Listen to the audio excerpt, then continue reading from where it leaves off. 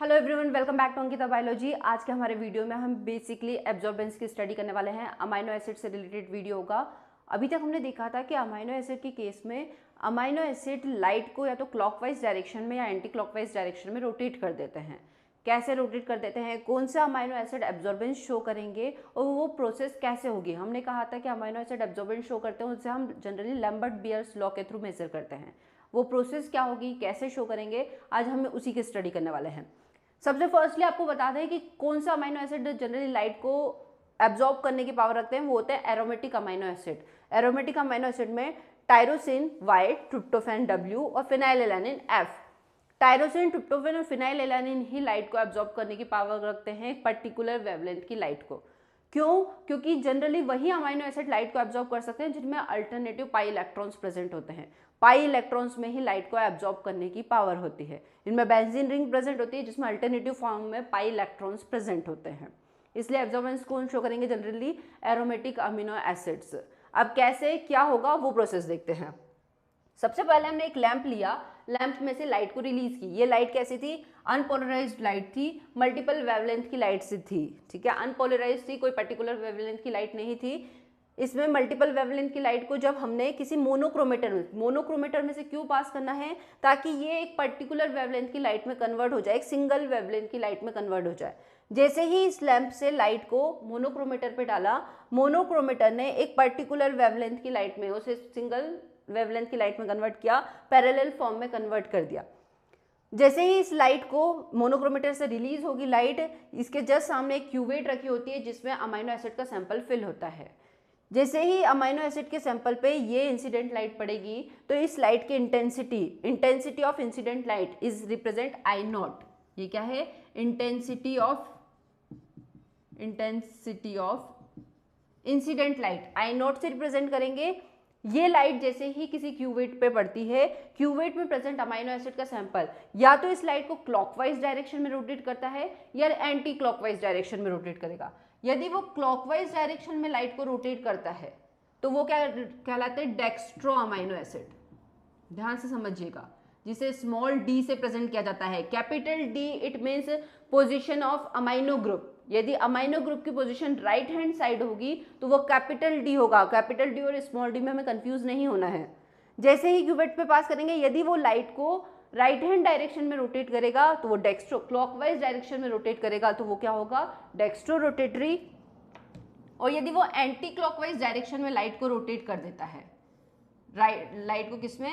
Anti clockwise direction में rotate कर देगा, एंटी क्लॉकवाइज डायरेक्शन में रोटेट कर देगा तो वो क्या होगा? Levo rotatory. उसमें कैसे अमाइनो एसिड बेसिकली वो क्या कहलाएगा? लीवो रोटेटरी। तो सैंपल में से जैसे ही इंसिडेंट लाइट पास होती है, ट्रांसमिटेड लाइट को किस पे शो किया जाता है? डिटेक्टर के पास भेजा जाता है और ये डिटेक्टर उसकी एब्जॉर्बेंस का पता लगाता है कि उस पर्टिकुलर सैंपल में जो अमाइनो एसिड्स हैं उन्होंने लाइट को कितना एब्जॉर्ब किया है। ठीक है, अब इसको किसके बेसिस पे, किस एंगल से लाइट को रोटेट किया है, कितना एब्जॉर्बेंस शो किया है, इसके लिए एक बेसिक फॉर्मूला होता है, बहुत इंपॉर्टेंट फॉर्मूला है, ध्यान रखिएगा।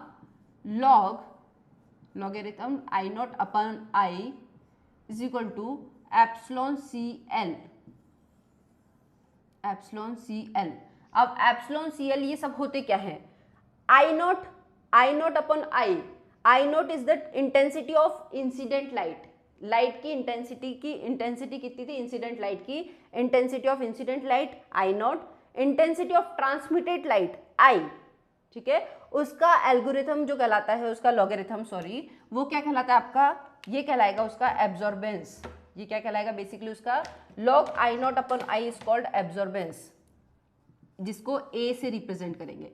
ये पूरी वैल्यू क्या कहलाती है? ए। हो सकता है आपको एब्जॉर्बेंस की वैल्यू डायरेक्ट दे दी जाए या हो सकता है उसे इंटेंसिटी ऑफ ट्रांसमिटेड लाइट और इंटेंसिटी ऑफ इंसिडेंट लाइट के वैल्यू के फॉर्म में दी जाए। एप्सिलॉन क्या होगा? एप्सिलॉन होता है मोलर एक्सटेंशन कोफिशिएंट।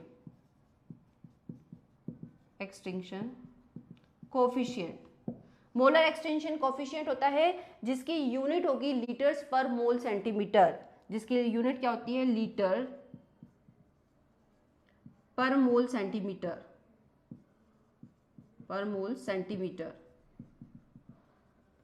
ठीक है, मोलर एक्सटेंशन कोफिशिएंट है एप्सिलॉन, ये एप्सिलॉन है। सी C जो है कंसंट्रेशन है, कंसंट्रेशन किसका कंसंट्रेशन, क्यूवेट में जो सैंपल भरा है इसका कंसंट्रेशन क्या है C, जिसको किसमें मोल्स पर लीटर में रिप्रेजेंट करेंगे, मोल्स पर लीटर में रिप्रेजेंट किया जाता है किसको, C को।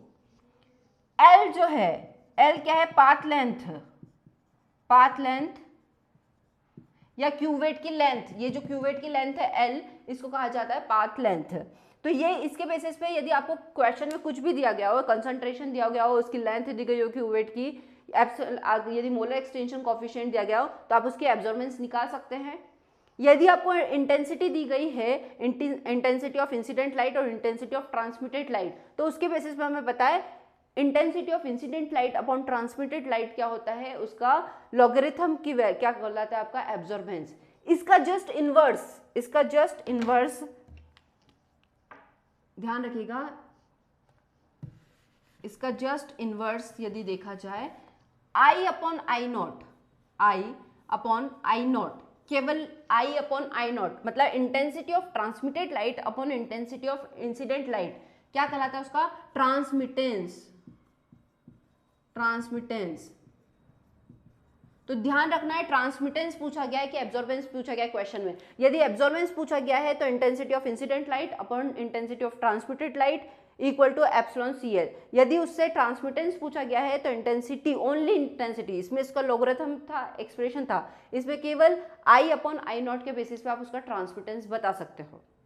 तो ये बेसिक क्वेश्चन है कि कैसे हमें सॉल्व करना है। इसके एक और भी, यदि आपको एंगल पता करना है कि थीटा की वैल्यू क्या होगी, तो उसके लिए भी क्वेश्चंस आते हैं एब्जॉर्बेंस पे कि एब्जॉर्बेंस पे theta upon L into C करके उससे रिलेटेड स्पेक्ट्रोफोटोमीटर के थ्रू, ये सब प्रोसेस किसके थ्रू जनरेट की जाती है, स्पेक्ट्रोफोटोमीटर पर्टिकुलर सैंपल में प्रेजेंट मॉलिक्यूल्स का पता लगा देता है, कितनी एब्जॉर्बेंस कर रहा है मॉलिक्यूल, कितना कंसंट्रेशन हुए, ये सब प्रोसेस हम स्पेक्ट्रोफोटोमीटर के थ्रू जनरेट करते हैं। किसके थ्रू इसका फाइनल रिजल्ट मिलता है, स्पेक्ट्रोफोटोमीटर के थ्रू। ये सब क्या है आपका, लैम्बर्ट्स बीयर लॉ, यही क्या था आपका, लैम्बर्ट्स बीयर लॉ। तो ये वीडियो जनरली यही शो करता है कि किसी भी एरोमेटिक अमीनो एसिड के केस में यदि आपको एब्जॉर्बेंस का पता करना है तो कैसे एब्जॉर्बेंस पता करेंगे, ये उसके लिए था कि एब्जॉर्बेंस कैसे निकाल सकते हैं आप। तो बेसिकली जैसे ही मोनोक्रोमेटर से प्राप्त करेंगे intensity of incident light, intensity of transmitted light और फाइनली डिटेक्टर प्रेजेंट होते हैं जो एब्जॉर्बेंस का पता लगाते हैं। एब्जॉर्बेंस डायरेक्टली प्रोपोर्शनल होती है कंसंट्रेशन के, कंसंट्रेशन बढ़ाते जाओ एब्जॉर्बेंस बढ़ता जाएगा, होना ही है। यदि आप सैंपल में, सॉल्यूशन में सैंपल का कंसंट्रेशन बढ़ाते जा रहे हो, सॉल्यूट का कंसंट्रेशन बढ़ाते जा रहे हो, तो लाइट के एब्जॉर्बेंस के चांसेस भी तो क्या होंगे, बढ़ते ही जाएंगे। तो एब्जॉर्बेंस किसके डायरेक्टली प्रोपोर्शनल है, कंसंट्रेशन के डायरेक्टली प्रोपोर्शनल होता है। मोलर एक्सटेंशन कॉफिशिएंट किस पे डिपेंड करता है, molar extension coefficient generally light पे डिपेंड करता है, लाइट की इंटेंसिटी पे, उसकी वेवलेंथ पे डिपेंड करता है, डिपेंड करेगा ही सही क्योंकि I not upon I, light की वेवलेंथ पे डिपेंड करता है, सैंपल्स पे डिपेंड करता है, सॉल्यूट के कंसंट्रेशन पे डिपेंड करता है और कहीं ना कहीं pH पर भी डिपेंड करता है, उस सैंपल के किसके pH पर भी डिपेंड करेगा मोलर एक्सटेंशन कॉफिशिएंट। तो ये था बेसिकली आपके absorbance of light by molecules, by amino acids, by aromatic amino acids या BL लैम्बर्ट्स लॉ क्या होता है। यदि इस वीडियो से रिलेटेड जहाँ पर भी आपको डाउट हो आप बिल्कुल कमेंट करके मुझसे पूछ सकते हैं, जहाँ भी आपको डाउट हो किसी भी पॉइंट पे तो आप बिल्कुल पूछिए। इसी वीडियो की तरह हमने दो कंसेप्ट और देख लिए कि डेक्स्ट्रो रोटेटरी और लीवो रोटेटरी क्या होते हैं। डेक्स्ट्रो रोटेटरी मतलब सैंपल में से जब हम लाइट को पास करेंगे तो यदि वो सैंपल लाइट को क्लॉकवाइज डायरेक्शन में रोटेट करेगा तो डेक्स्ट्रो रोटेटरी, यदि वो एंटी क्लॉकवाइज डायरेक्शन में रोटेट करेगा तो वो लीवो रोटेटरी। आई होप ये वीडियो आपकी स्टडी के लिए बहुत हेल्पफुल होगा। यदि ये वीडियो आपके स्टडी के लिए हेल्पफुल है प्लीज़ वीडियो को ज़्यादा से ज़्यादा लाइक करें, चैनल को ज़्यादा से ज़्यादा सब्सक्राइब करें। Thank you.